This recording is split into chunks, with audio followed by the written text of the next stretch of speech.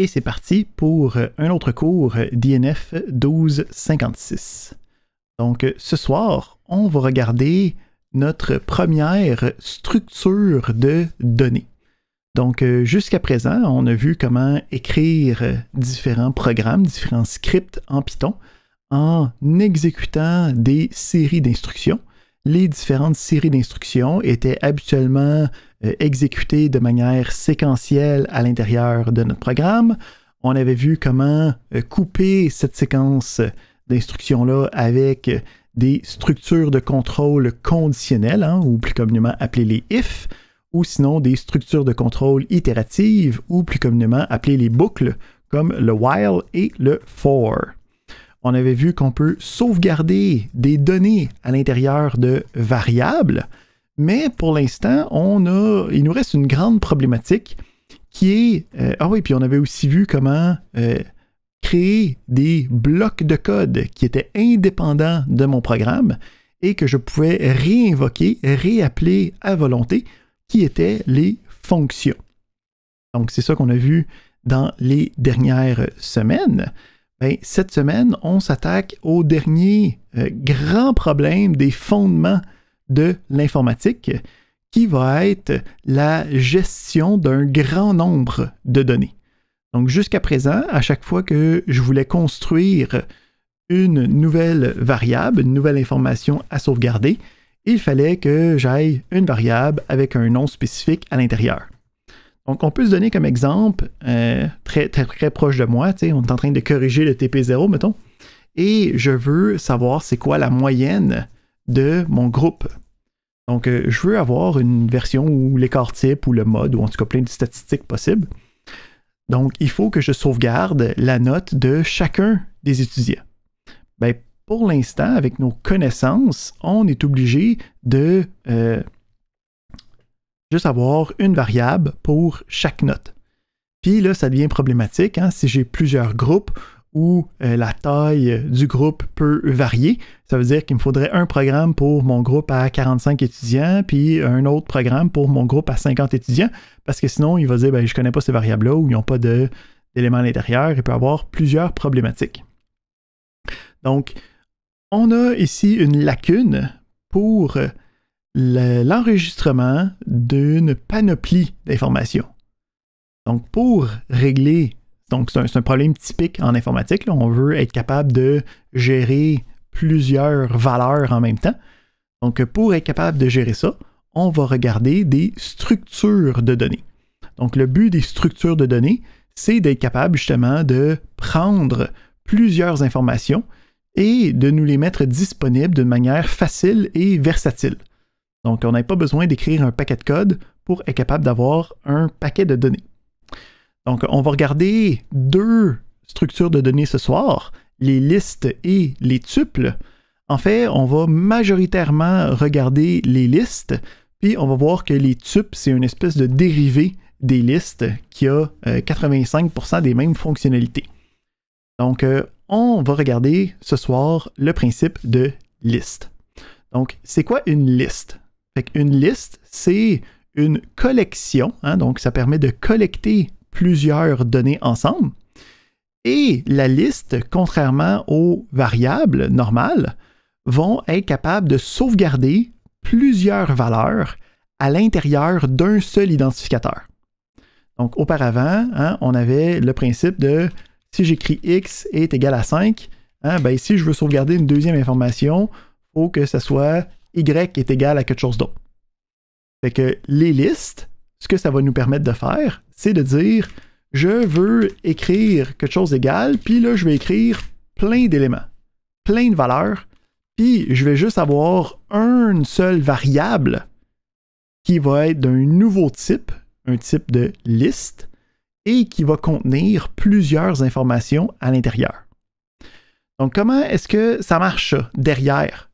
Bien, le principe, c'est qu'on va avoir ce qu'on appelle un espèce de tableau, avec plusieurs valeurs de raccrochés à l'intérieur qui vont être tous englobés dans le même identificateur, le même nom de variable. Pour être capable d'identifier ces différentes valeurs-là, Hein, parce que là, ici, OK, oui, OK, j'ai une liste, j'ai les valeurs 2, 3, 4, 5 à l'intérieur, mais quand je dis, ben, je veux aller chercher quelque chose dans ma liste, il va falloir que je sois capable de me repérer à l'intérieur de ma liste. Donc, le principe des listes, ce qu'on va faire pour être capable de se repérer, hein, parce que maintenant, on va avoir un identificateur, un nom de variable qui va contenir plusieurs informations. Fait qu'il va falloir avoir une manière de gérer ben, comment je fais pour aller chercher telle information ou telle autre information. Fait que ce qu'on va avoir ici, c'est des numéros pour chacune des informations. Donc, on va identifier chacune des cases de ma liste pour être capable de dire, ben, si j'ai besoin d'aller chercher ma première information, c'est ça le numéro de la case. Si j'ai besoin d'aller à la dernière, c'est ça le numéro de la case.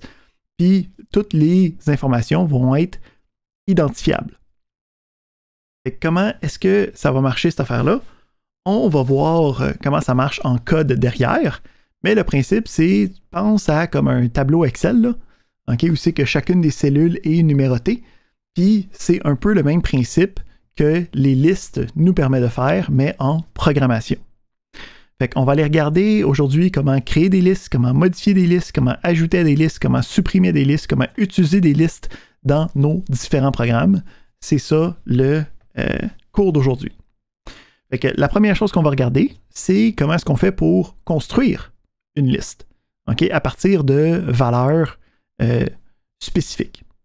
Donc, la prémisse des listes, c'est que quand on veut travailler avec des listes, on va utiliser les crochets carrés. Donc, pour être capable de créer une liste, donc j'y ai donné un nom, là, puis je peux y donner un identificateur comme n'importe quelle autre variable.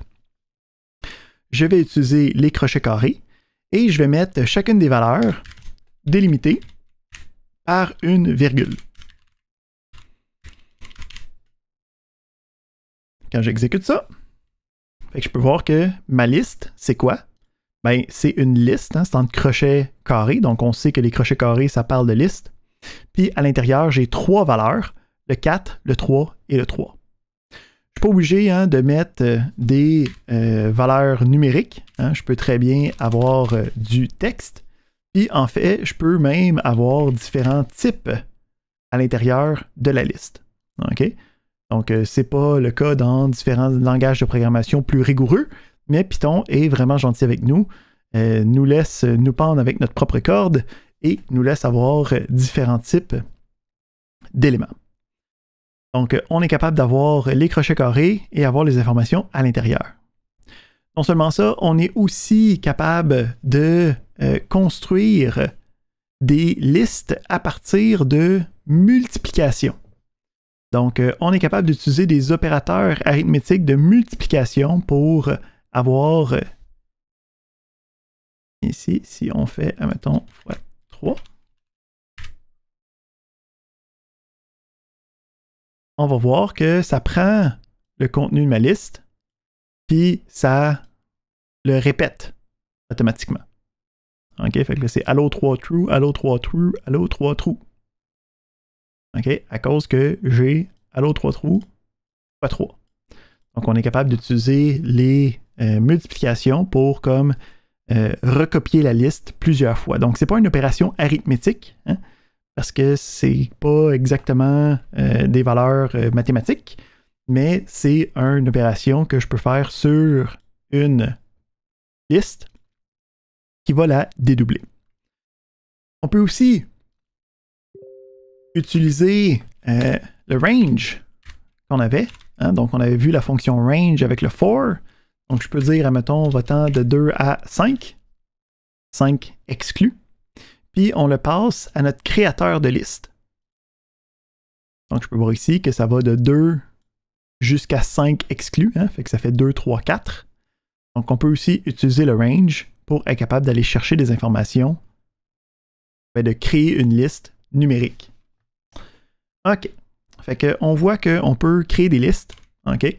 Puis à l'intérieur, on a différentes valeurs.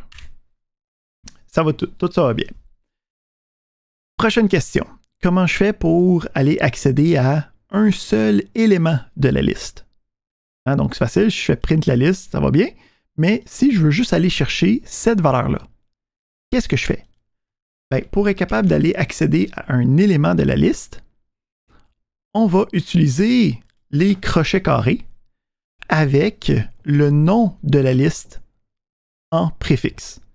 Et pour être capable d'aller chercher un élément de la liste, j'utilise le nom de la liste, je mets des crochets et je peux aller chercher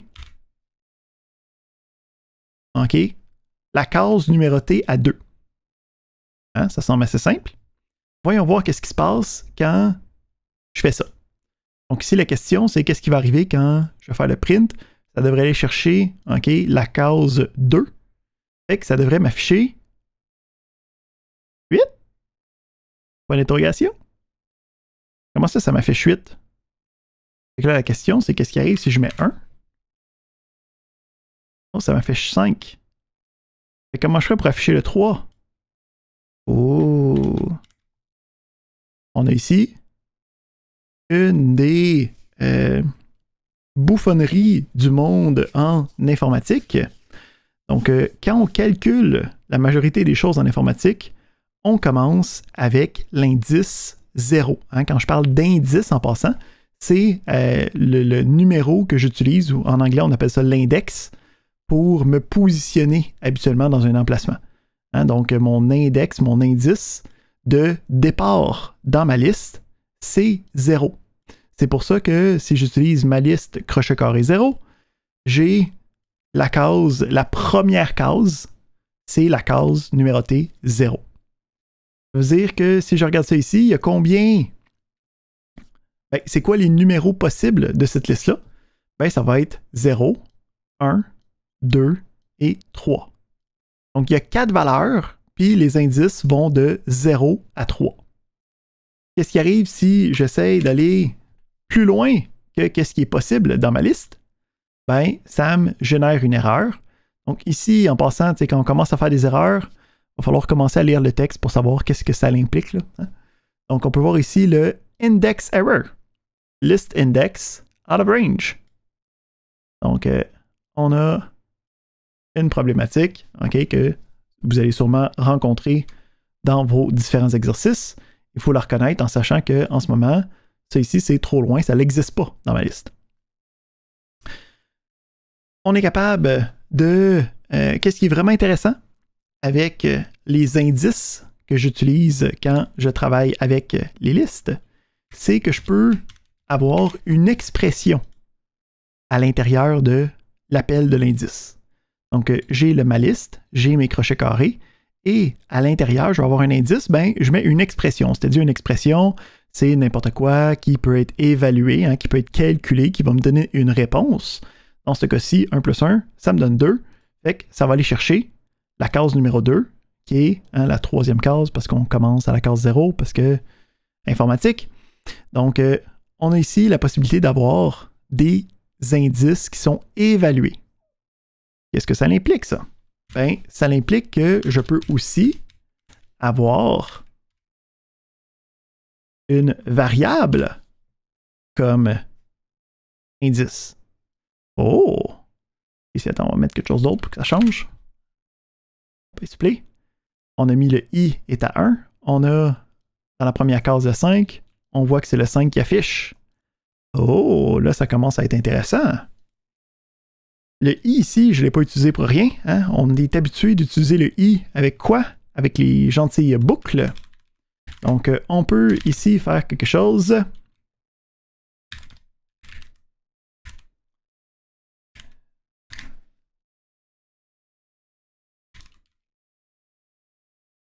Et hop, hop, hop, hop, hop, hop, hop. Donc, on a ici quelque chose qui va revenir d'une manière outrageante, je dirais, qui est la boucle for pour être capable de travailler avec chacun des éléments d'une liste. Donc, qu'est-ce qui se passe avec cette boucle-là? J'ai un i. Hein, le i va avoir différentes valeurs. Les valeurs qui sont générées par range 4. Donc, range 4, on sait que ça commence à 0. Ah, ça tombe-tu bien? Les tableaux aussi, ils commencent à 0. C'est-tu voulu? Oui, oui, c'est exactement voulu. Puis le 4 est exclu, hein, parce que ça va aller de 0 à 3. Ben, ici, j'ai juste à penser, ça va être quoi la taille de mon tableau? Puis je peux le mettre ici. Donc, toute la mécanique de range bizarre qui est exclue et ainsi de suite, c'est tout pour faire fitter avec les tableaux qui commencent à 0. Donc, c'était tout pour ça qu'on se casse le basic depuis le début de la session. Donc, avec ça, on a un print qui va utiliser la valeur du compteur comme indice. Fait qu'à la première itération, à la première fois qu'on passe dans la boucle, le i est à 0, fait que ça l'affiche la première case. Après ça, on fait une autre itération, le i devient à 1, on affiche ma liste à 1, ça l'affiche la deuxième case. Fait que ça ici, ça me permet de parcourir mon tableau et d'être capable de modifier chacun de ces éléments. N'est-ce pas merveilleux? Deuxième chose qui est important de savoir quand on accède aux éléments d'une liste, c'est on peut accéder à un élément d'une liste autant en lecture qu'en écriture. Qu'est-ce que ça implique, ça? Ça implique que je peux écrire quelque chose comme ça.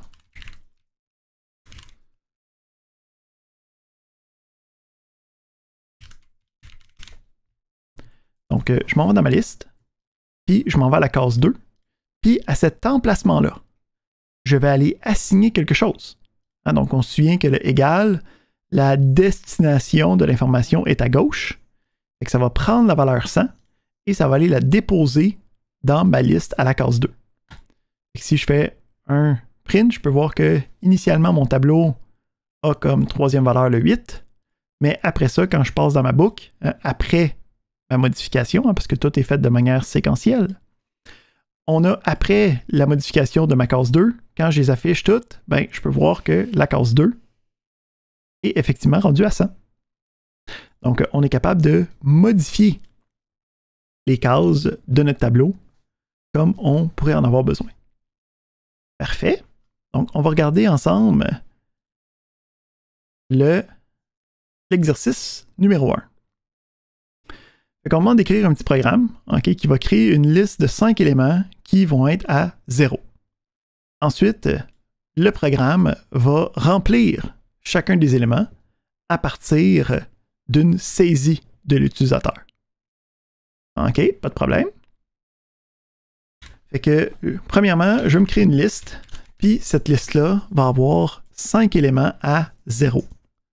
Donc, pour être capable de faire ça, je pourrais très bien faire 0,0,0,0,0. OK? Ou sinon, hein, si je veux être un petit peu plus fin finaux, je pourrais dire quelque chose comme ça. Hein, parce qu'on avait dit que la multiplication nous permettait de répéter le tableau puis d'en construire un nouveau. Fait que cette ligne-là et cette ligne-là, fonctionnellement parlant, sont équivalentes. Ensuite, je veux remplir chacun des éléments du tableau avec quelque chose. Dans ce cas-ci, une saisie. Donc, à chaque fois qu'on se demande de parcourir un tableau, soit pour aller voir c'est quoi les valeurs, soit pour aller regarder, modifier les valeurs du tableau, ça va toujours être une book for. Fait qu'à chaque fois qu'on veut travailler avec des tableaux, on va utiliser plein de book for. Fait que on a ici range, on en a 5. Puis on veut ici être capable de modifier chacune des cases. Fait que pour modifier la case, on va avoir une assignation en utilisant le compteur i comme étant l'élément, l'indice de notre liste, hein, puisqu'il va être à 0, à 1, à 2, à 3, à 4. Puis on veut avoir une saisie. Fait que on peut ici, une saisie de l'utilisateur, on peut juste marquer input dans ce cas-là. Saisir quelque chose.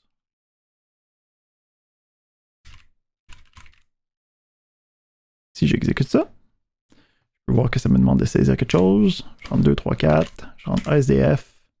Je rentre Allo. Je rentre OK. J'en ai 5. Je peux voir ici, j'ai eu mes 5 saisies. Ici, j'ai pas mis d'espace ou de point-virgule. J'aurais peut-être pu avoir quelque chose d'un petit peu mieux. On va le repartir avec ça. On va avoir OK. Tu es bon. Super. Fait que on peut voir ici qu'on a chacune des saisies qui est venue entrer quelque chose dans notre tableau et qu'à la fin, on peut aller chercher le tableau complet, travailler avec, comme on a besoin. Parfait.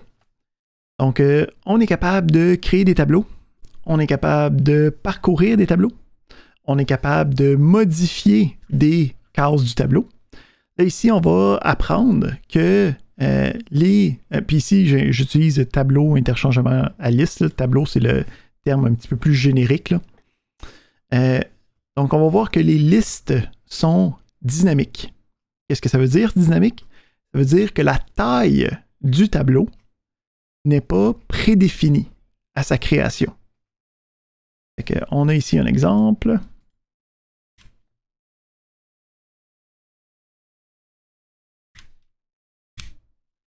Donc, à l'intérieur de ça, on peut avoir ce qu'on appelle une méthode. Donc, on va aller voir comment ça marche les méthodes beaucoup plus tard. Là. Mais on va voir que les méthodes, ça marche avec les listes. Le principe d'une méthode, c'est une fonction qui se rattache à ce qu'on appelle un objet, okay, comme une variable spéciale. Donc, les listes, c'est ce qu'on appelle des objets. Et on peut utiliser des méthodes qui sont rattachées à ces listes-là. Comment je fais pour utiliser la méthode? Il faut que je parte comme de l'objet en question. Donc, dans ce cas-ci, hein, ma liste, c'est quoi? C'est X. Et j'utilise un point. Puis, avec le point, j'ai ensuite le nom de la méthode. Donc, en ce moment, le nom de la méthode que j'utilise, c'est append. Qu'est-ce que ça fait append? Ben, ça va me rajouter une case à l'intérieur de ma liste. Donc, ça va aller à la fin de la liste, puis ça va venir rajouter l'élément que j'ai spécifié. Donc, la méthode append me permet de rajouter un élément à une liste. Je peux aussi faire la concaténation de deux listes.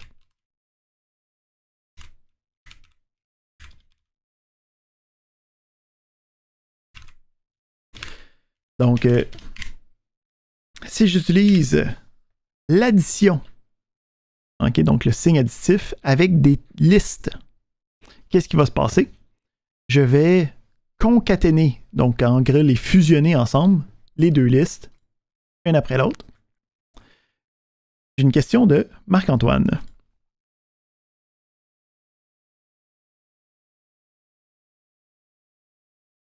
Oui, excellente question. Donc, le append va toujours être à la fin. Okay? Donc, on va voir qu'il y a d'autres méthodes qui nous permettent d'insérer pas à la fin. Mais le append est vraiment juste fait pour insérer à la fin de notre liste. En fait, si on la... Non, tu me dis pas append, c'est quoi? Depuis tantôt, tu as comme plein de... Ouais. Okay. Méchant. Automatique documentation. Mais oui, append, c'est seulement à la fin de notre liste. Donc, on a notre concaténation. Ici, faire attention à la concaténation. De quel bord tu le mets, c'est important.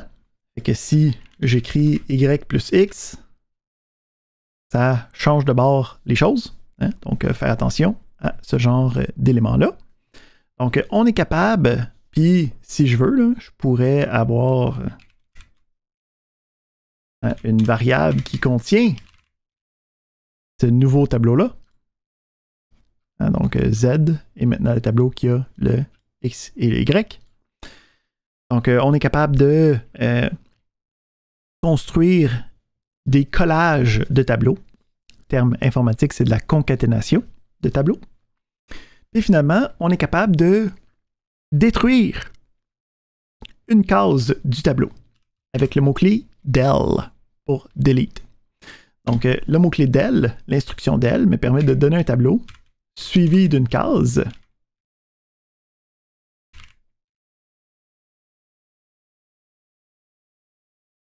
Donc, si on regarde ici, on avait le print Z ici complet. on délite la case numérotée 2. Hein, faire attention, la case numérotée 2, c'est la troisième case parce que la première case est numérotée 0. Hein, fait que case 0, case 1, case 2.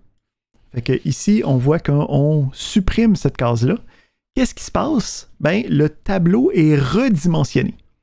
Donc ici, il faut faire attention, la liste, le tableau, on dit que le premier indice, c'est 0. Ben, tous les indices après, il faut qu'ils soient subséquents. Il faut que ça soit tout le temps plus 1. Je ne peux pas avoir une case vide à l'intérieur.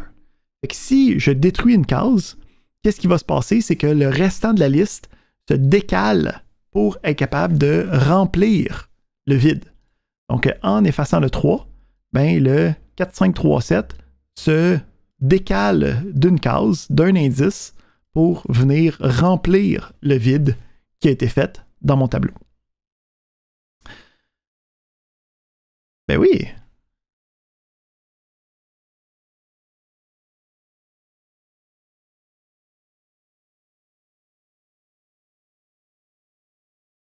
La valeur à l'intérieur, oui, on va voir qu'il y a aussi une méthode pour être capable de faire ça. Qui va être capable de faire ça. Excellente question. Donc ici, c'est juste pour être certain que le monde comprenne. Il dit, OK, ben cool, on peut effacer avec les indices, mais qu'est-ce qui arrive si je veux trouver, mettons, la valeur 5 puis l'effacer, indépendamment de il est où son indice? On est capable de faire ça avec des méthodes qu'on va aller regarder, OK, tantôt. Fait que c'est dans notre futur. Donc, on a vu le principe de la Book 4 qui me permet de parcourir la liste. Donc, on peut aller afficher chacun des éléments.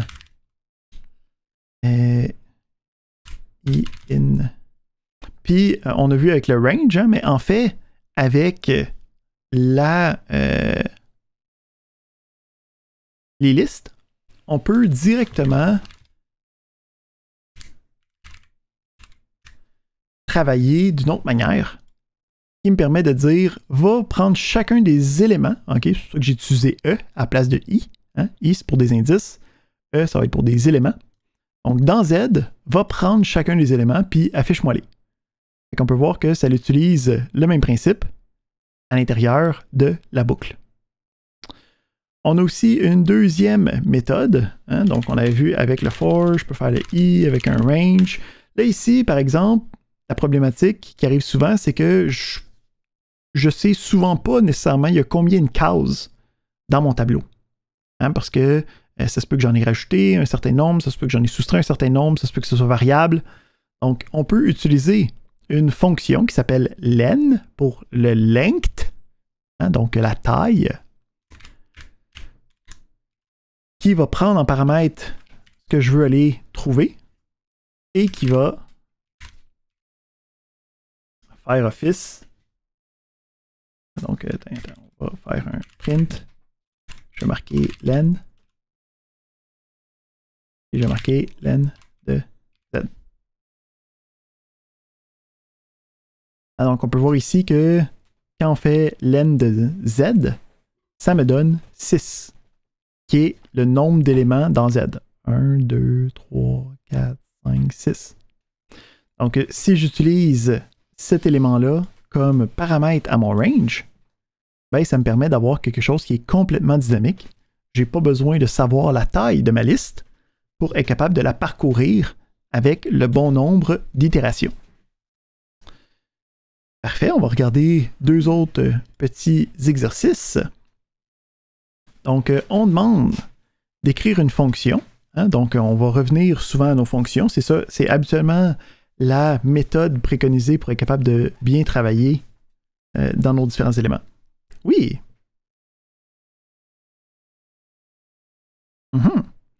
Fait que le len, c'est une fonction qui va prendre en paramètre une liste et qui va retourner le nombre d'éléments dans cette liste-là. Fait que si, mettons ici, j'ai deux listes là en haut, là, pour celui-là, ça me retournerait qu'il y a 1, 2, 3, 4, 5, 6, 7 éléments. Pour celui-là, ça me retournerait... C'est ça, ça compte le nombre d'éléments. Exactement, exactement. Tu as tout compris. C'est bon? Excellent. Donc, on revient ici à notre question. On a une demande d'écrire une fonction. Fait que, parfait, il faut écrire une fonction. Quand on veut écrire une fonction, qu'est-ce qu'on fait? On écrit def. Donc, on va recevoir une liste et une valeur. Puis on va retourner le nombre d'occurrences. Fait que le but de la fonction, c'est d'avoir le nombre d'occurrences. Fait qu'on va l'appeler nombre d'occurrences. Puis ici, il faut être capable de bien lire les différents énoncés comme ça, là. Donc, on dit qu'on reçoit quelque chose. Quand on reçoit quelque chose, ça va toujours indiquer que c'est des paramètres d'entrée. Donc, on reçoit une liste et une valeur. OK, parfait. Fait qu'on va l'écrire ici. On a une liste puis une valeur.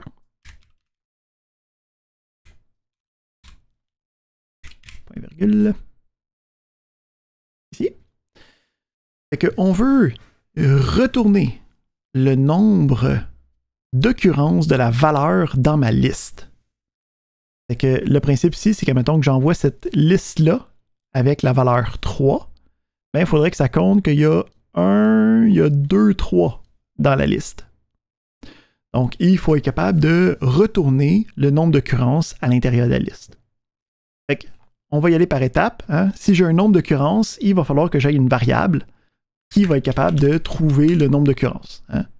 Puis, à la fin de mon programme, je ne sais pas ce qui va aller entre les deux, mais à la fin, pas mal certain que ça va être ça mon retour, parce qu'on dit que la fonction retourne le nombre d'occurrences. Fait qu'il faut que j'aille quelque chose qui compte le nombre d'occurrences, puis à la fin, je vais retourner ce nombre d'occurrences-là. Fait que là, après ça, il faut que j'aille du code qui va me permettre de trouver le nombre d'occurrences.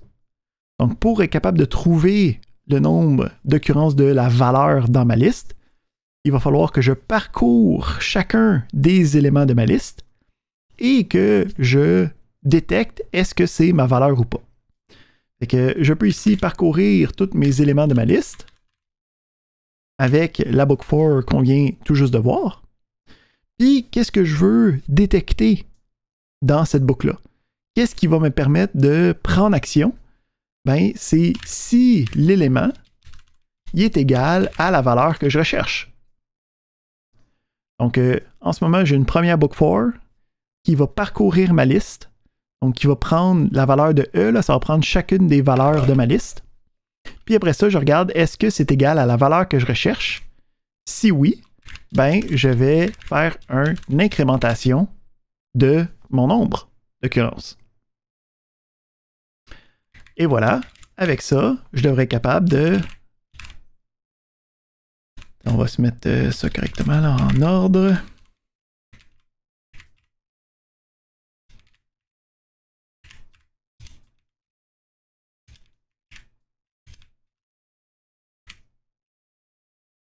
Fait que si je fais print de nombre d'occurrences de ma liste et je cherche, il y a combien de 5 à l'intérieur?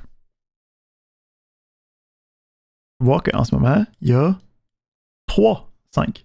1, 2, 3. Il y a combien de 1 à l'intérieur? Il y en a 2. 1, 2. Il y a combien de 99 à l'intérieur? Il y en a 0. Une question de Josiane.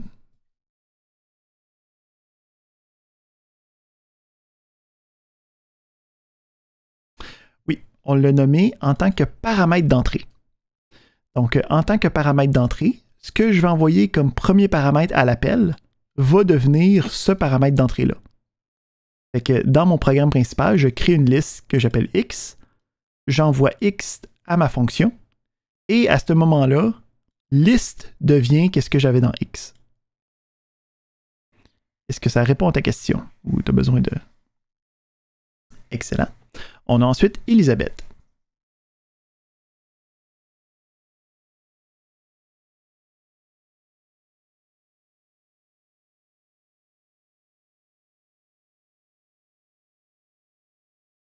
Oui. Ici, on avait dit que par convention, pour éviter d'utiliser des variables globales, on allait toujours avoir les définitions des fonctions au début de notre programme.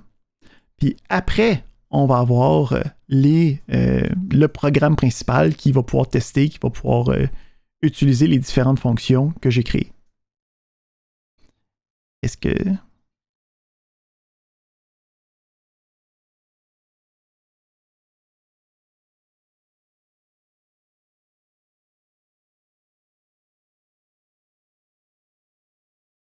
Exactement. Fait que le principe ici, c'est qu'on a créé quelque chose de répétable. Puis ici, j'appelle cette fonction-là que je peux répéter autant de fois que je veux. T'sais. Fait qu'à partir de là, je peux avoir une autre liste.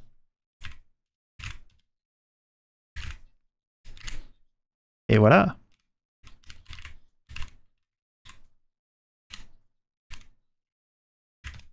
Ben ici, on avait quand même vu que si tu mets les choses avant, ça va faire en sorte que tu pourrais commencer à utiliser X à l'intérieur des fonctions, ce qui peut porter des problématiques de variables globales puis de partage d'informations qui n'est pas supposé. Fait que la convention sert à quelque chose d'avoir les fonctions au début. Là, ça nous évite de faire des erreurs qui sont difficiles à déboguer. Mm-hmm.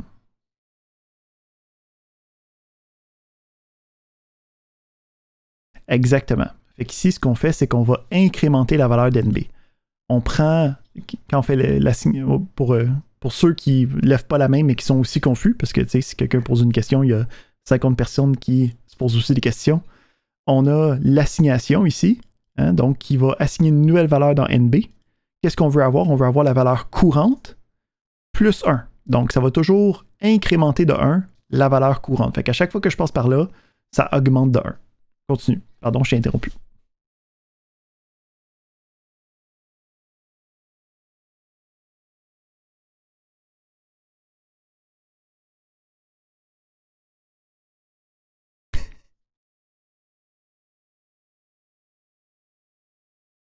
Exactement. Fait que ici, c'est qu'on dit ma prémisse, c'est que je ne sais pas il y en a combien. Je veux les trouver. Fait que si j'en trouve pas, je veux que ça soit 0 mon nombre. Puis là, j'essaie de voir, ben, à chaque fois que j'en trouve une, je me dis, ah ben je me suis trompé, en fin de compte, il y en a une de plus que 0.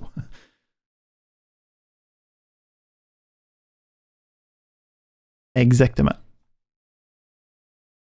Parfait, merci. On a Sylvain ensuite.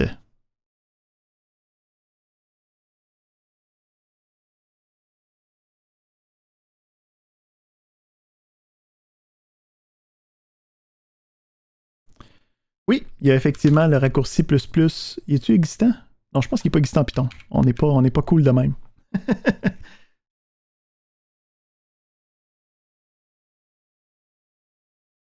Ouais. Exactement.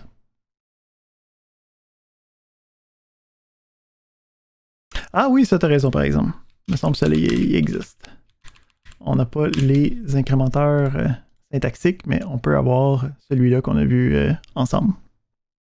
Fait que quand on a tout le temps quelque chose est égal à la même chose, un opérateur quelque chose, on peut prendre le raccourci ici qui va faire la même opération. Donc, j'imagine que tu as baissé. On a un thumbs up, ça veut dire que ça va bien. On a ensuite Anis.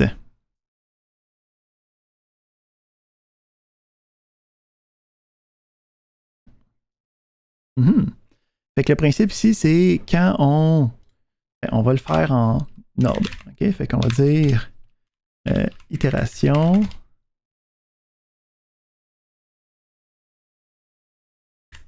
Pour E.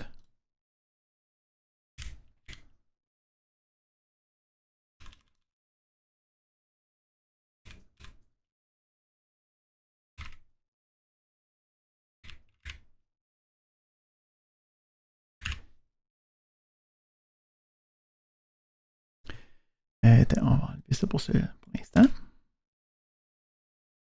On va regarder ça ici. Fait que le principe, c'est que on a ce tableau-là qui va passer dans la book for. Parce qu'on a dit qu'on assigne ça à X.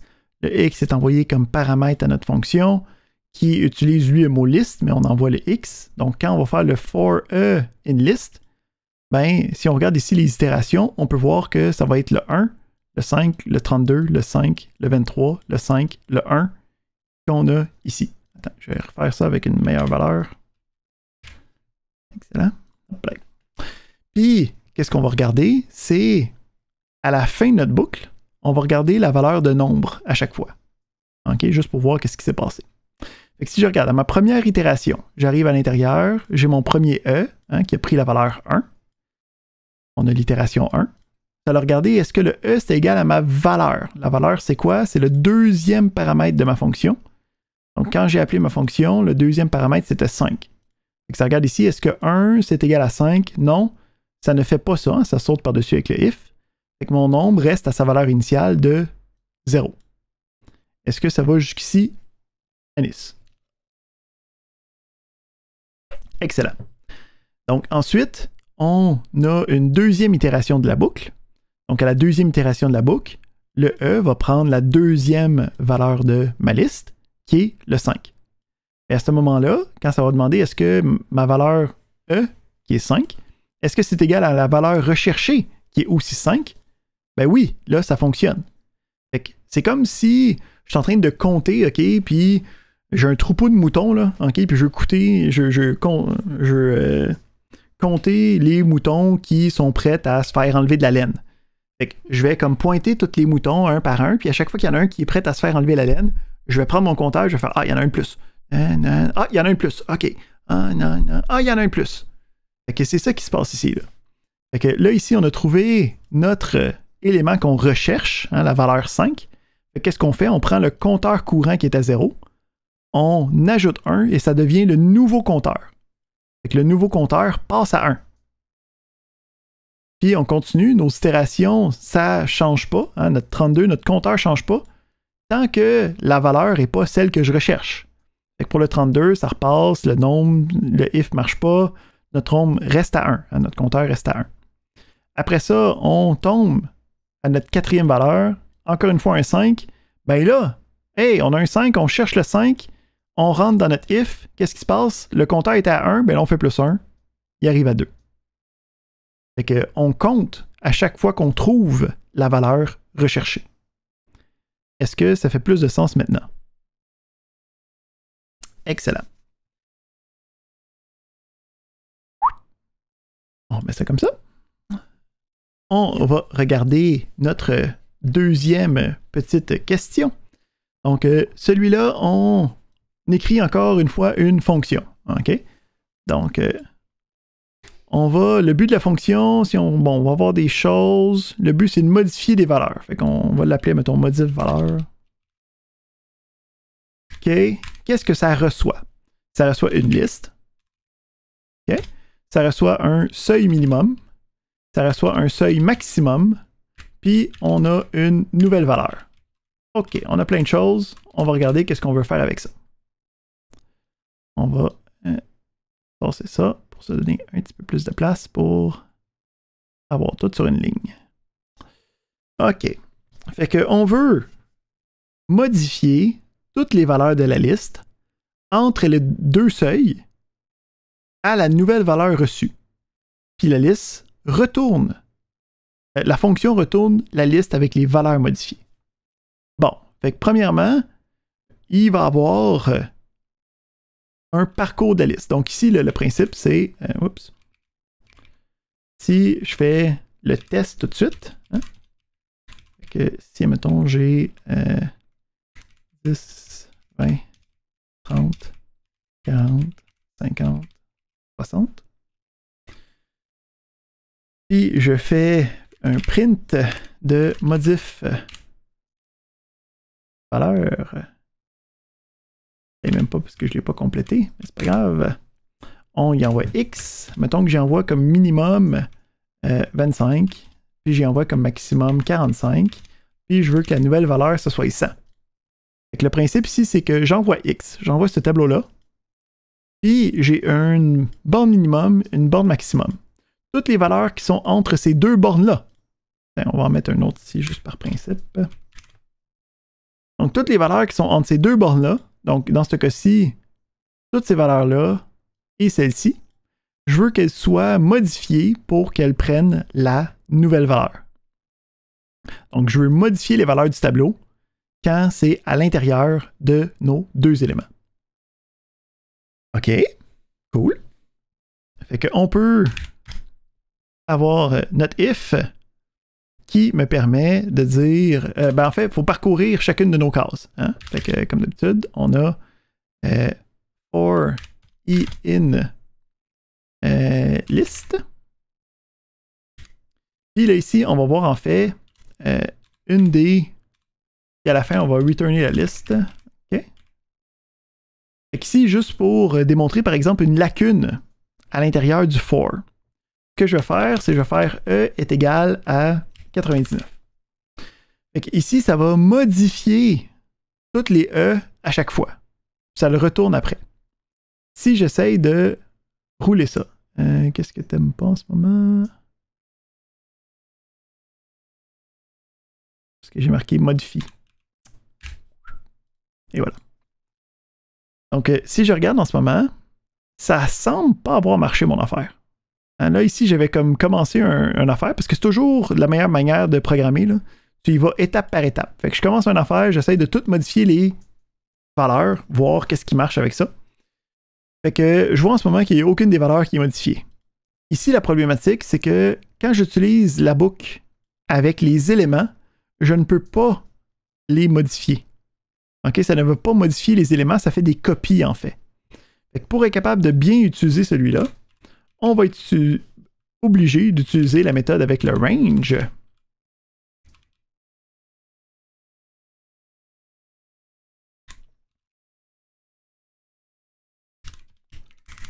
Donc, je réessaye ça.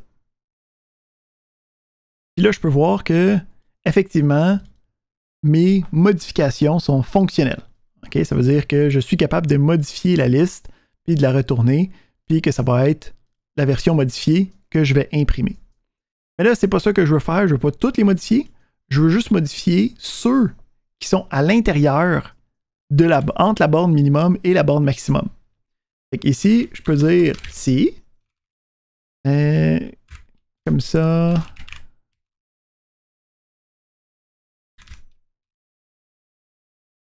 Chose de même. Puis, on veut avoir valeur. Là, ici, il faut que ça soit plus petit que max. Et voilà. Donc, on a ici la possibilité de min plus petit que list et list plus petit que max. Donc, si vous venez de d'autres langages de programmation, Python est spécial là, de pouvoir avoir ce genre de syntaxe-là. Des fois, habituellement, il faut avoir un « et » à l'intérieur. Le Python est capable de gérer ça automatiquement. Puis, si c'est entre ces deux bornes-là, ça va modifier la liste à notre nouvelle valeur. Là, j'avais mis 100, là, mais j'aurais très bien pu mettre, mettons ici, 99. Et ça change l'élément à l'intérieur. J'ai une question d'Elisabeth.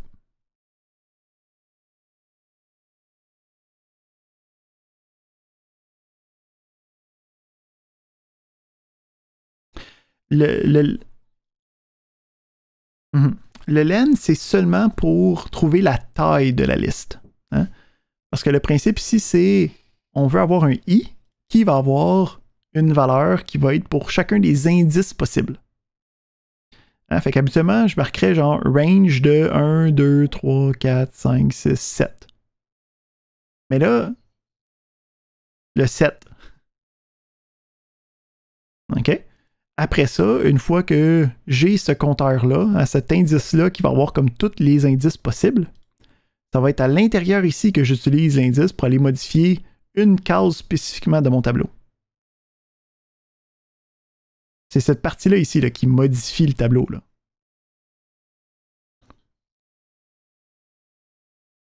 Non, c'est ça. Le len est vraiment juste pour savoir la taille du tableau. Le len, c'est pour length. Hein? C'est juste pour la taille.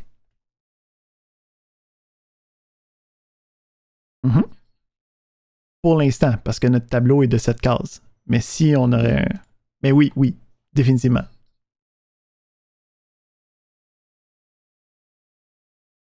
Exact. Ou à n'importe quel moment que je veux savoir c'est quoi la taille de mon tableau. Là, tu sais, hein. Excellent. Donc, ça ici, ça nous crée notre fonction qui nous permet de modifier les valeurs d'un tableau à l'intérieur d'un intervalle. Parfait. Ça ici, c'est vraiment ce qu'on vient de voir, c'est vraiment 80% de qu'est-ce qu'il faut savoir avec les listes. Là, on va voir comme les brides, les versions alternatives, les variantes et ainsi de suite.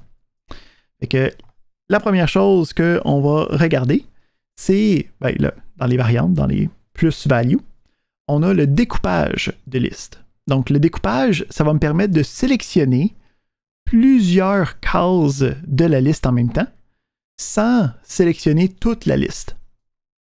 Donc, le principe ici, c'est que je peux utiliser, avec mes crochets carrés, là, je peux utiliser deux valeurs à l'intérieur, séparées par un 2 points, puis ça va faire en sorte que ça va me prendre une partie de la liste. Fait que on copie ça.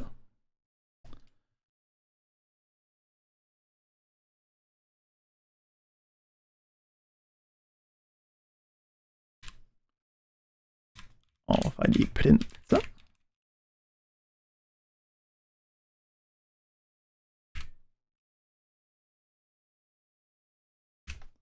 Pour voir qu'est-ce qui se passe. Puis, évidemment, on va avoir un premier print de X pour voir que ça existe. Donc, premier print, on a le ABCDEF, ça va bien. Ensuite, on regarde ici, je prends X, mais je pars de la case 2 et je m'en vais jusqu'à la case 4, mais encore une fois, dans le même principe que range, cette case-là est exclue. Qu'est-ce que ça veut dire, ça? Je m'en vais de la case numérotée 2, fait que 0, 1, 2. Donc, je commence à L. Puis, je m'en vais jusqu'à la case 4, fait que ça, c'est 3, ça, c'est 4, mais on l'exclut. Fait que ça prend juste cette partie-là. Fait que mon slice est capable de travailler jusqu'à cette partie-là. On est capable de mettre aussi juste une valeur avec un 2 points. Dans ce cas-là, ça va partir à cette case-là. Donc, dans ce cas-ci, 0, 1, 2, 3, 4. Donc, ça commence à 4. Ça prend le 4. Puis quand on met le 2 points, ça va jusqu'à la fin du tableau. OK? Fait que ça va jusqu'à notre F. On peut aussi y aller à l'inverse.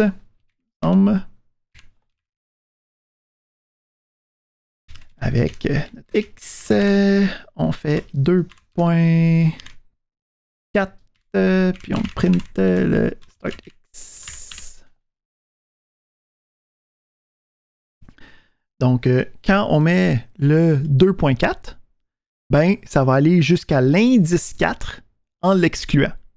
Fait que ça part de 0, 1, 2, 3, ça lirait jusqu'à 4, mais ça l'exclut, fait que ça va juste prendre jusqu'à la 4e case ici. Dans ce cas-ci, c'est D. Donc, on est capable de découper ce qu'on appelle du slicing en anglais pour aller chercher juste une partie de notre chaîne, de notre liste, pardon. Deuxième élément important à comprendre avec les listes. Donc, on avait vu la semaine passée avec le passage par valeur, que quand on envoyait une information à l'intérieur d'une fonction, cette information-là, si on la modifiait, ça allait juste exister durant la fonction. Donc, les listes brisent cette convention-là. Donc, on va ici regarder l'exemple.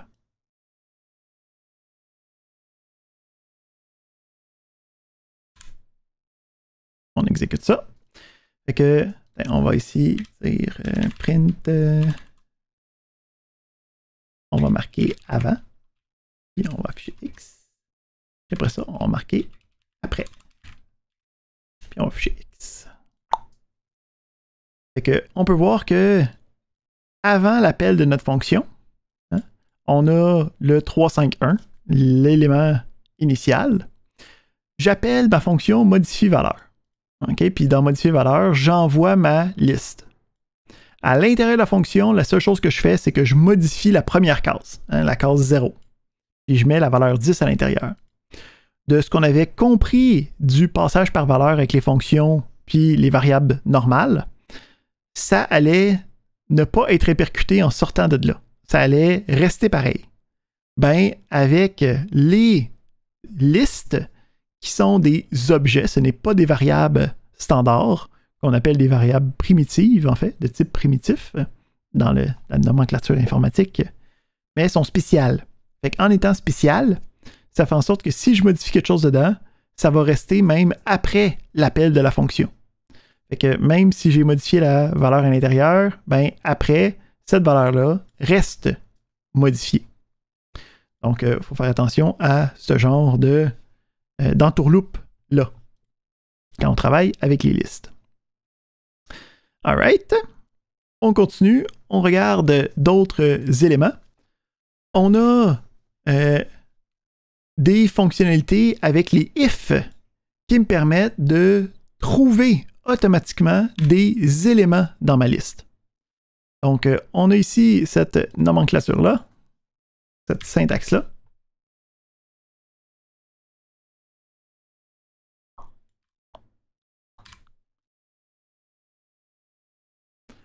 Donc, quand j'exécute ça, on a une liste avec des valeurs à l'intérieur. Dans ce cas-ci, c'est des chaînes de caractères. Puis, je peux dire si cette valeur-là est dans la liste, ça va aller directement comme une conditionnelle, comme on a vu avec des expressions booléennes. Donc, même principe, si c'est pas dedans, hein, ben, ça veut dire que j'ai pas trouvé. Donc, on peut utiliser juste un if pour savoir si on a une valeur précise à l'intérieur de la liste. Il existe aussi beaucoup de fonctions qui sont capables de prendre des listes comme paramètres et de juste me donner la réponse typique. Comme on a min et max qui existent, qui me permet de trouver les valeurs minimum et maximum à l'intérieur de la liste. Oui.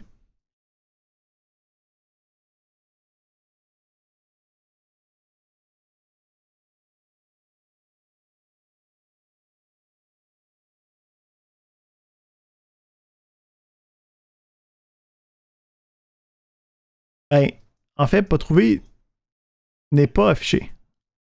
Comme Allo, il est bon, fait qu'on rentre à l'intérieur de ce conditionnel-là. Donc, on affiche le trouvé. On voit que quand je l'exécute, il est affiché. Mais après ça, quand j'essaye une tentative, hein, c'est une conditionnelle, j'essaie de trouver au revoir dans X. Ben, dans X, au revoir n'est pas là. Fait que la condition de ce if-là va être fausse. Donc, ici, ça va juste sauter par-dessus cet élément-là. Puis effectivement, ok, ouais, ici, tu voudrais dire qu'il faudrait juste marquer trouver parce que ça veut dire que tu l'as retrouvé. Effectivement, c'est complètement académique là, comme message texte à l'intérieur. Exact, exact. Ah ouais, c'est ça, là. On pourrait marquer ça comme ça.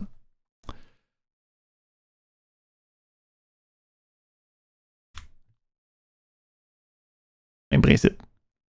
Fait qu'on a trouvé la halo, puis le au revoir, où c'est qu'on pourrait dire qu'un au revoir existe, ben ça marche pas parce qu'on l'a pas à l'intérieur. Excellent. Donc, on continue. On va aller regarder les différentes méthodes qui me permettent de travailler sur des listes. Donc, on avait déjà vu hein, la méthode append qui me permet d'ajouter un élément à la fin de la liste. Okay, donc, append prend un élément, ça se rajoute à la fin de la liste. On a d'autres méthodes qui sont disponibles. Donc, on a l'index qui me permet de trouver un item spécifique. Fait qu'on va ici faire des prints. Puis, je veux l'index de salut.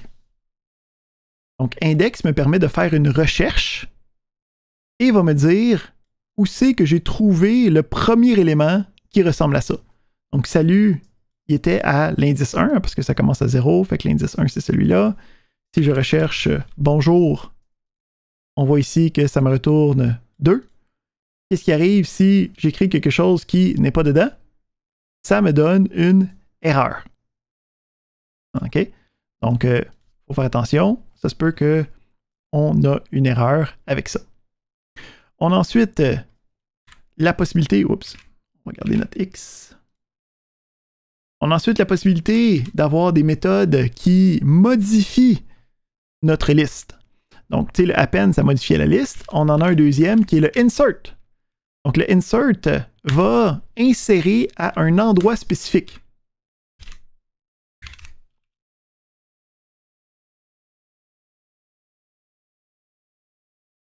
Donc, le append était à la fin. Hein? Donc, le insert, lui, va venir insérer à un indice spécifique. Fait que je vais insérer à l'indice 0. Le by est inséré à l'indice 0, puis le reste se décale.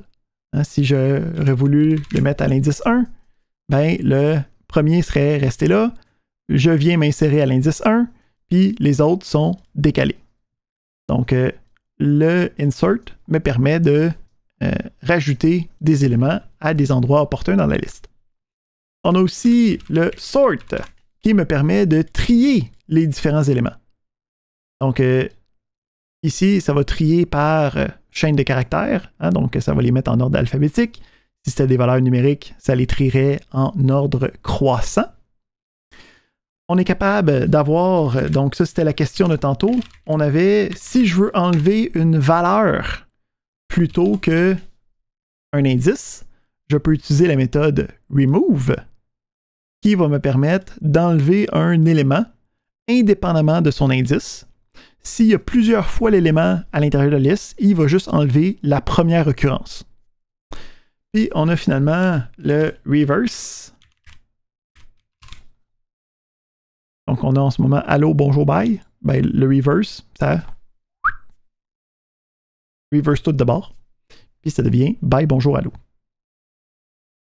Donc les différentes méthodes sont capables de travailler sur les listes pour modifier son contenu, insérer à des endroits opportuns, trouver les indices de certains éléments, renverser, trier notre liste, rajouter des éléments spécifiques. Ça fait plein de choses.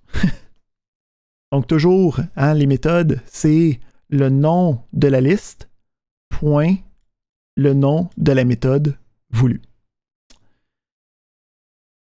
Parfait. Donc ça, je vous laisse l'exercice 3 pour aujourd'hui. On a une dernière information sur les listes avant de passer sur les tuples. Donc, étant des objets, okay, puis n'étant pas des variables normales primitives, on a certaines considérations à travailler. Donc, particulièrement quand on va vouloir copier des listes d'un endroit à un autre.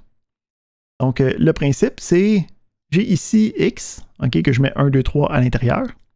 Là, je dis, ben, Y, c'est la même chose que X. Hein, fait que dans Y, on a maintenant 1, 2, 3 aussi. Puis si je change X, puis j'affiche Y, fait que j'ai jamais touché à Y, là. Hein? Mais je peux voir que X et Y restent reliés ensemble. Pourquoi? Parce que quand on fait cette assignation-là marche seulement sur soit des cases individuelles, soit sur des variables primitives pour qu'on copie la valeur. Si on a deux objets, ça va copier ce qu'on appelle la référence à l'objet. Donc ici, c'est comme si on aurait dans la mémoire, là, qui est notre liste avec toutes les différentes valeurs, mais on aurait deux étiquettes dessus. On a le X et le Y, qui sont les deux étiquetés sur la même liste. Fait que ça fait en sorte que n'importe quel des deux le change, ben, ça va se répercuter sur nos deux variables. Donc, il faut faire attention quand on veut essayer d'assigner des listes complètes, parce que ça va être par référence que ça se passe, puis n'importe quelle modification à la référence va se transmettre sur toutes les autres références du même élément, du même objet. Fait que si on ne veut pas faire ça, ce qu'on veut faire, c'est utiliser une dernière méthode qui s'appelle copy, qui va nous permettre de faire une copie conforme, okay, de ne pas utiliser les références, de faire une copie de valeur. Donc ça ici, ça permet d'avoir le Y qui reste intouché, même si je modifie le X par la suite. Donc ça, c'est habituellement des choses qui vont arriver juste quand il va y avoir des problèmes. Okay? C'est pas des éléments qu'il faut qu'ils soient sur le devant de votre tête à tout moment, là. Comme je lui ai dit, on est comme dans les variantes, les affaires bizarres qu'il faut faire attention une fois de temps en temps en ce moment. Dernière chose pour les informations de ce soir, on a le principe de tuple, OK? Ou des tuples. Donc, le tuple, c'est très semblable à une liste.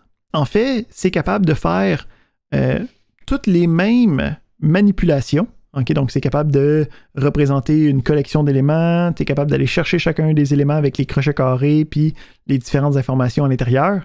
Mais les tuples, leur différence, c'est qu'ils ne sont pas dynamiques, ils ne sont pas mutables. Ce que ça veut dire, c'est que quand je crée un tuple, une fois qu'il est créé, je ne peux plus le modifier. Je ne peux pas rajouter d'éléments, je ne peux pas modifier les éléments déjà existants, je ne peux pas déliter des éléments à l'intérieur. Donc, une fois qu'il est créé, je ne peux plus y toucher, je peux seulement aller lire les informations à l'intérieur. Donc, la question ici, c'est OK, ben, ça semble pire, pourquoi je voudrais utiliser un tuple? Donc, souvent, dans la sécurité informatique, hein, on va limiter les accès le plus possible. Donc, les tuples nous permettent de faire ça. Aussi, d'un point de vue efficacité, donc quand on commence à travailler avec des applications qui gèrent beaucoup d'informations, beaucoup de mémoire, beaucoup de valeurs, les tuples sont exponentiellement plus rapides que les listes. Donc, si j'ai la possibilité d'utiliser un tuple, je vais l'utiliser parce que c'est juste plus rapide. Finalement, une parenthèse, c'est on est capable d'avoir des listes de listes. Hein, donc, des listes imbriquées ou ce qu'on appelle des listes à multiples dimensions. Donc, ici, on a une liste principale, hein, qui a deux éléments. Donc, un premier élément, un deuxième élément. Mais les éléments de la liste, c'est eux autres mêmes des listes. Ouh! Qu'est-ce qui se passe avec ça? On a à l'intérieur une liste imbriquée qui a des informations. Pour être capable d'accéder aux éléments de cette liste-là, on va utiliser ici deux paires de crochets carrés. Pour être capable de dire, ben, la première paire de crochets carrés, c'est pour aller chercher entre ces deux éléments-là. Ici, le premier crochet carré 0, c'est celui-là. Le premier crochet carré 1, c'est celui-là. Fait que là, en ce moment, je prends le premier crochet carré, je fais 1, fait que je m'en vais ici. Ensuite, dans cette deuxième liste-là, j'utilise une deuxième paire de crochets carrés pour dire, ben, je m'en vais chercher l'indice 2. L'indice 2, ici, c'est quoi? Ben, on a 1, 0, 1, 2. Fait que ça va aller chercher, en ce moment, quand j'écris valeur 1, crochet carré 1, crochet carré 2, ça va aller travailler sur cette valeur-là ici. Donc, on est capable d'avoir des listes de multiples dimensions, okay, pour certains besoins. On va utiliser ça plus tard dans la session. Oui.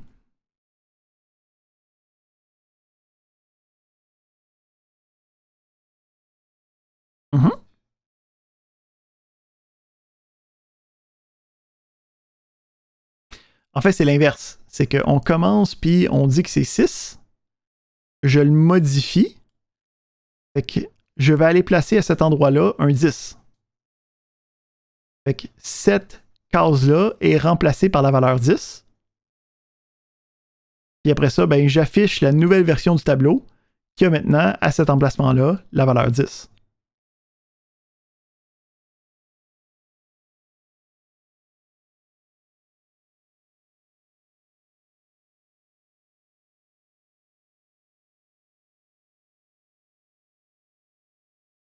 Ben, ici, je ne suis pas certain, fait que je vais juste reprendre du top, puis on va voir si on... tu me diras où c'est qu'on se perd.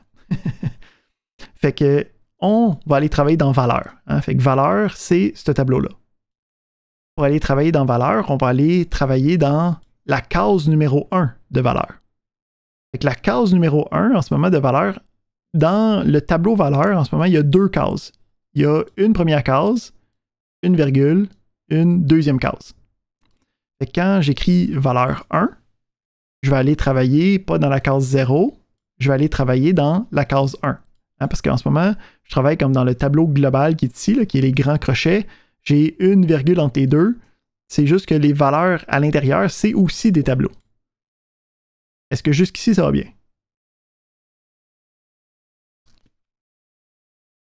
C'est ça, là, c'est qu'il y a des gros crochets carrés là. Fait que ça va bien maintenant? Excellent. Donc, ça fait le tour des informations pour les listes d'aujourd'hui. On va pouvoir aller regarder l'énoncé du premier travail pratique. Donc, dans le premier travail pratique, on va aller sur notre ami Moodle.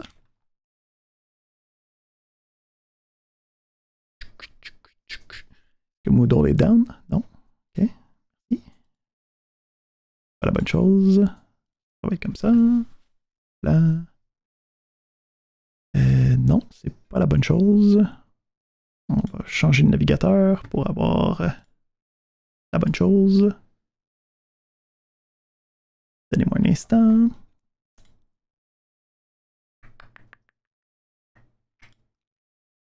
Comme c'est ici. Hop là. OK. Fait que sur le site de cours, vous avez maintenant le thème numéro 4 qui contient le travail pratique numéro 1.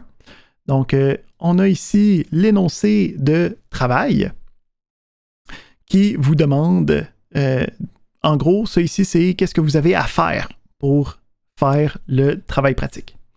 Donc, à l'intérieur du travail pratique, on vous demande de construire une série de fonctions qui vont travailler ensemble pour répondre à nos différents éléments. Donc, à nos différentes questions ici du programme qu'on veut construire. Fait que, on a ici quelques contraintes, donc faire attention. Ici, on demande de ne pas utiliser aucune chaîne de caractères dans des variables à l'intérieur du programme. On vous demande d'utiliser des listes et des nombres int pour toutes nos solutions. Donc, tu peux avoir des prints, des inputs, des affaires de même, mais dans les variables elles-mêmes, je veux seulement avoir des listes ou des int ou des listes de int. Ensuite, on a des exigences très claires par rapport à ce qui est demandé dans les différentes fonctions, dans les listes des paramètres. Donc, il faut que ça soit suivi pour avoir la meilleure des notes. On va revenir ici au concept du devoir dans quelques instants. Je veux juste regarder avec vous, c'est comment est-ce qu'on vous demande de travailler. Okay? Donc, vous avez ici une série de différentes fonctions. Okay? Donc, vous avez différentes fonctions à faire. OK? Puis, pour chacune des fonctions, on vous dit qu'est-ce qu'on s'attend à l'intérieur de la fonction. Fait qu'on a ici, mettons, iter Capricorn qui prend un int puis qui retourne un int. On a ici num2list qui prend un int et qui retourne une liste de int. Donc, on a des exemples avec ça très précis de c'est quoi les différents paramètres, c'est quoi le retour, et on a même des exemples d'utilisation pour démontrer, ben si je rentre ça ici, ça devrait me sortir ça ici. On a aussi des indices qui peuvent vous aider à trouver les différents éléments requis pour être capable de répondre à ces questions-là. Pour vous aider aussi dans la construction du travail pratique, je vous ai fourni un exemple de départ du travail pratique 1. Donc, si vous cliquez là-dessus, vous pouvez ensuite cliquer sur le code derrière. Puis, vous pouvez ici cliquer sur le fork aussi qui va vous permettre de le copier dans votre REPL personnel. Puis, on a à l'intérieur les exemples, en fait, le départ de qu'est-ce qu'on vous demande. Donc, on vous demande ici chacune des fonctions requises. On a aussi, donc on avait vu comment avoir des modules dans notre programme. Donc, je vous demande d'avoir un module qui va avoir des fonctions à l'intérieur et qui vont être utilisées dans le programme principal. Donc, on a ici le module. Encore une fois, c'est marqué du code ici. Là, ça veut dire qu'il faut que vous remplissiez les choses.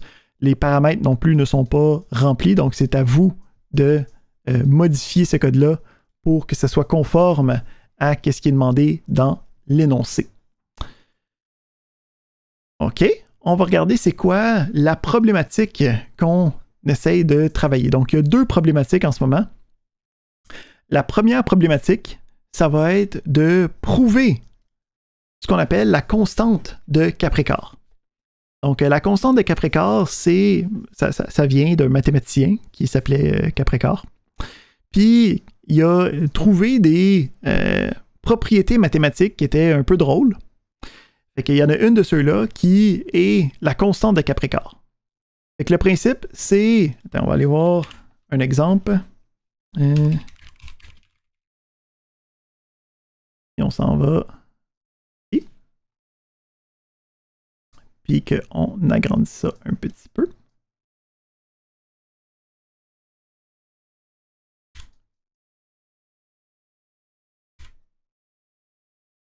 All right.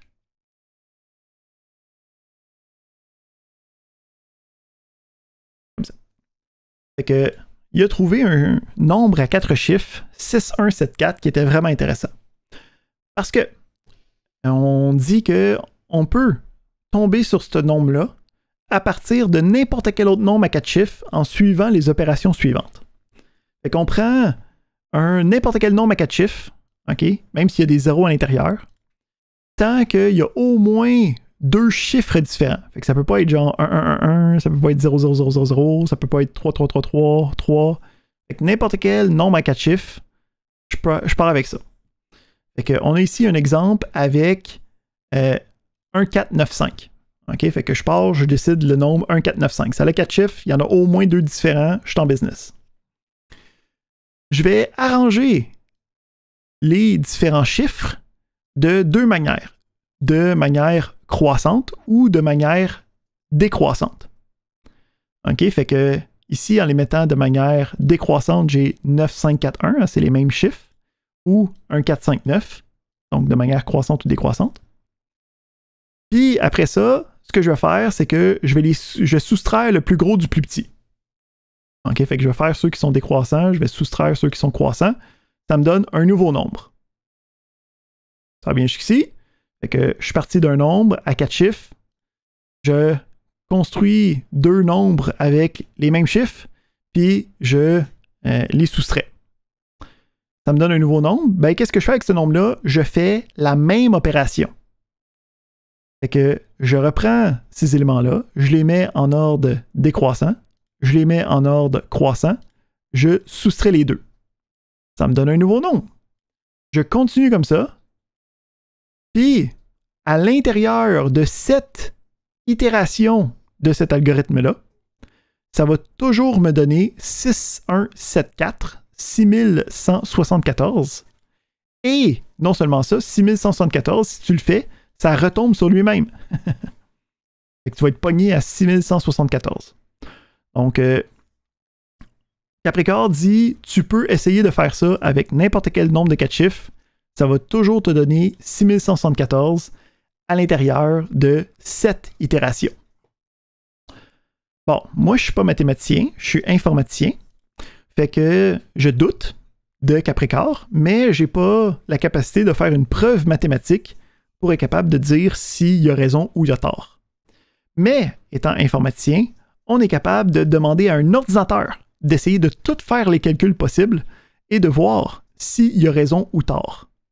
Donc, notre premier problème qu'on va essayer de régler, c'est de savoir est-ce que Caprécor a raison et que tous les nombres de 4 chiffres ayant au moins 2 chiffres différents sont capables d'arriver à 6174 en utilisant son petit algorithme.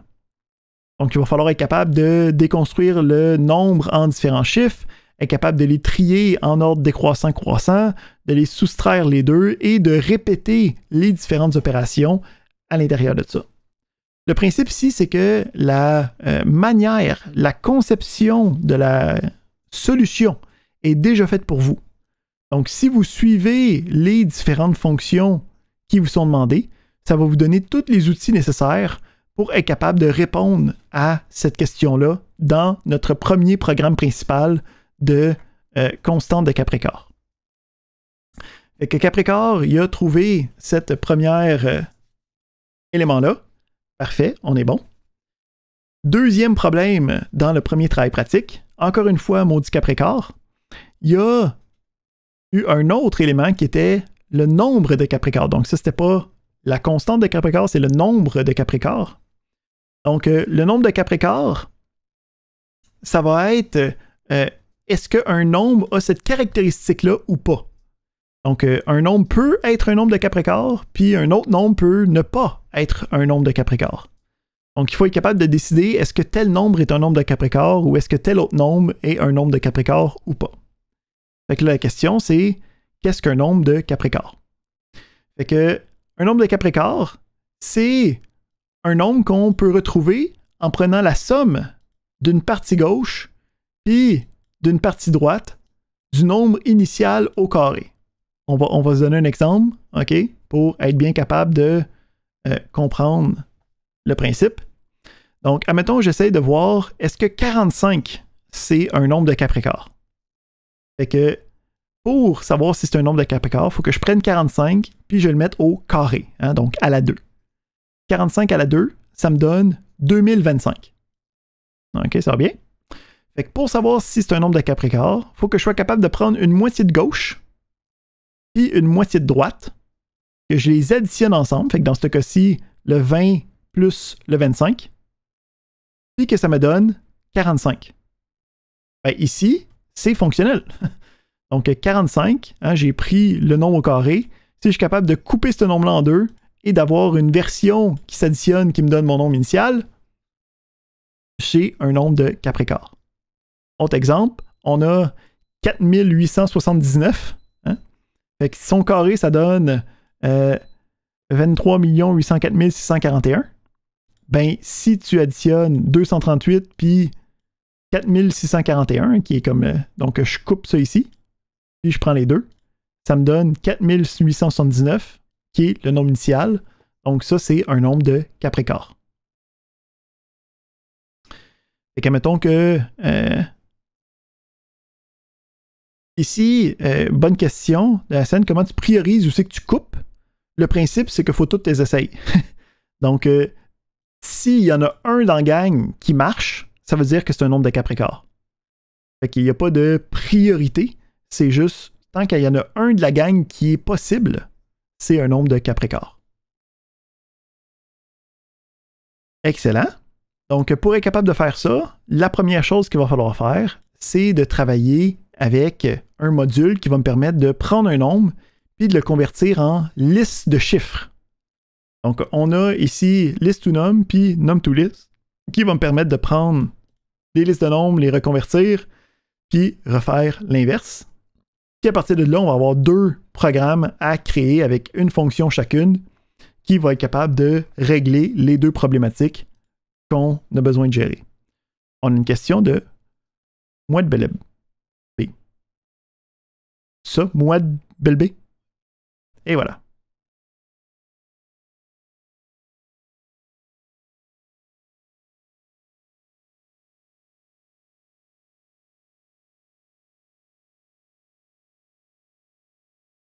Exact. Exact. Fait que ça serait, t'essayes 23 avec 800 000, t'essayes 238 avec 0, t'essayes 2380. En tout cas, tant que t'en as pas un qui marche, là. Et voilà. Excellent. Donc, on a ce travail-là qui doit être, il peut être fait en équipe de 2 à 3 personnes. Donc, pour construire les différentes équipes, je vais vous laisser demain dans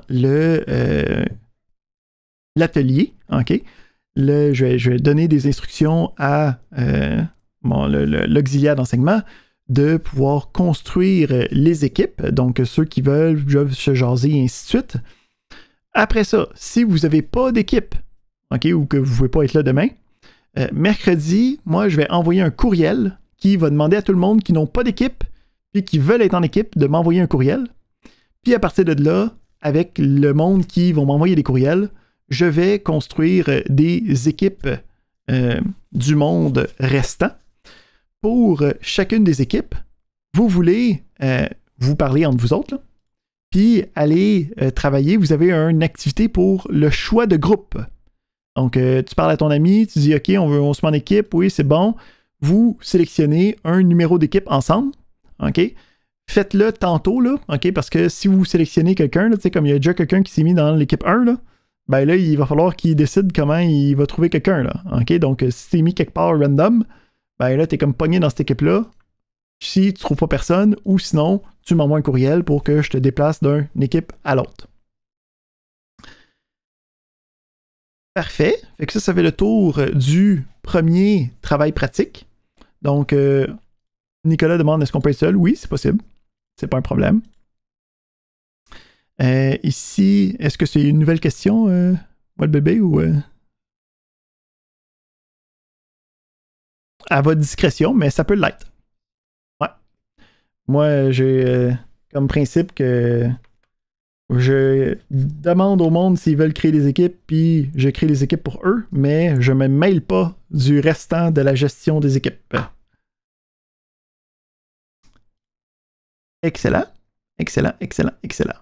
Fait que ça fait le tour de qu'est-ce qu'on avait à voir aujourd'hui. Donc, vous avez, comme d'habitude, des... donc là, ici, ça va devenir une double charge de travail, hein, parce qu'on n'arrête pas les ateliers. On a quand même différents exercices qui vous demandent de travailler sur différentes fonctions qui vont être disponibles vers le milieu et la fin de la semaine. Mais en plus de ça, vous avez le travail pratique qu'il faut compléter d'ici le prochain mois. On a littéralement un mois. C'est à remettre le 7 mars avant 23h59. En fait, littéralement un mois. On a littéralement un mois moins un jour, mais vous me permettrez l'arrondissement. Parfait. Est-ce qu'il y a d'autres questions d'ordre général? On a Elisabeth.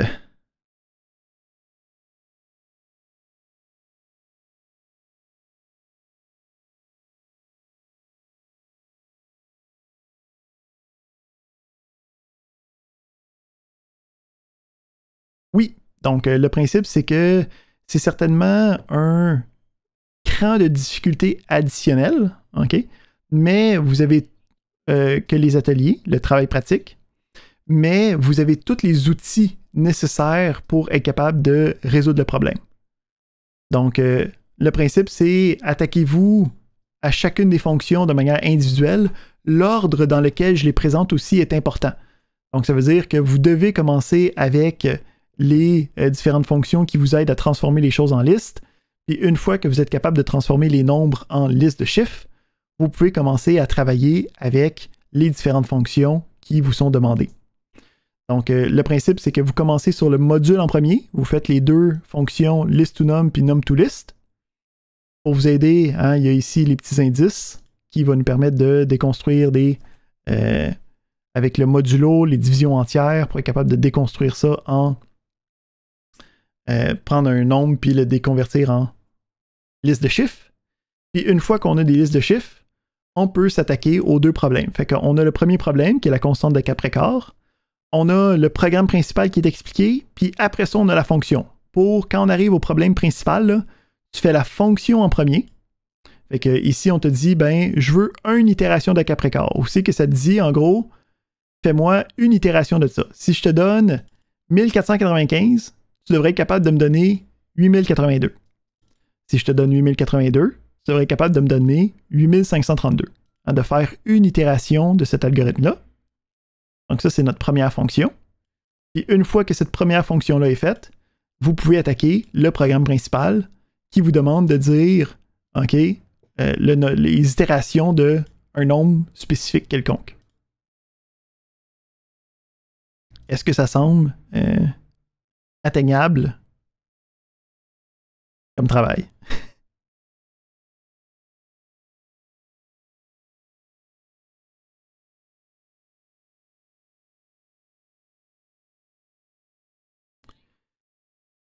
Exactement.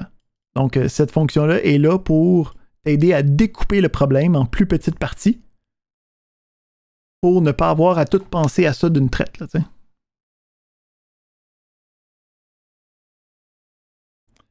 c'est ça.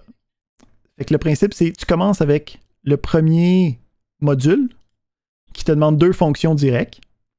Puis là, après ça, on a 2 programmes principaux à faire. Fait que là, tu peux y aller avec nombre de Capricorn ou constante de Capricorn. Les deux sont indépendants. Mais pour chacun, on a la description du programme principal. Puis on a la fonction qui va nous aider à résoudre ce programme principal-là. Exactement.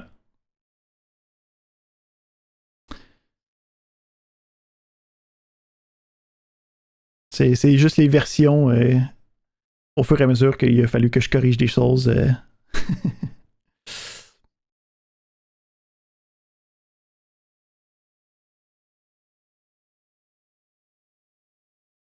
Exactement, exactement. Cela est dans son propre module. Puis après ça, lui va pouvoir être invoqué du programme principal ou pas. Si on regarde, qu'est-ce que je vous ai donné comme squelette?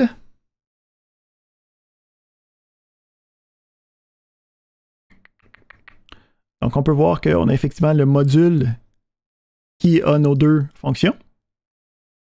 Puis là, après ça, on a notre programme comme notre fonction principale pour la constante qui va utiliser celui-là. Puis notre fonction principale qui va utiliser cette fonction-là.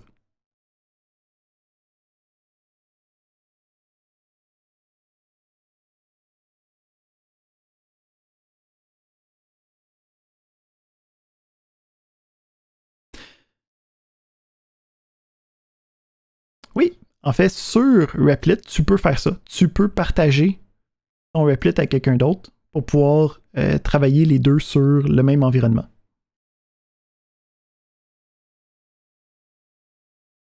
Exact. Exact.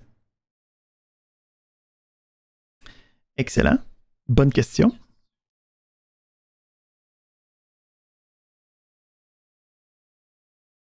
Oui. Donc, on vous demande, je vais mettre en ligne plus proche de la remise, un document qui explique les différents éléments, mais en gros, qu'est-ce qu'on a vu dans le cours? Puis qu'est-ce que moi je vous donne dans les solutions? Hein? C'est qu'est-ce que je demande comme élément. Fait que je vous demande de faire les fonctions. Puis quand on a parlé des fonctions, on avait parlé de l'entête de fonctions. Donc, je m'attends que chacune de vos fonctions aille cette entête-là. Vous pouvez reprendre le document que je vous ai donné, là, ça vous appartient. Là. Si vous copiez des phrases de texte de là, il n'y a pas de plagiat là-dedans. Là. Okay, c'est votre document de travail. Donc, il faut que les différentes fonctions aillent leurs entêtes respectives. Est-ce que ça répond à ta question? Excellent. Donc, ça serait ça pour aujourd'hui, à moins qu'on aille d'autres questions à travailler. Je pense qu'on n'est pas pire. On va pouvoir au moins arrêter notre enregistrement.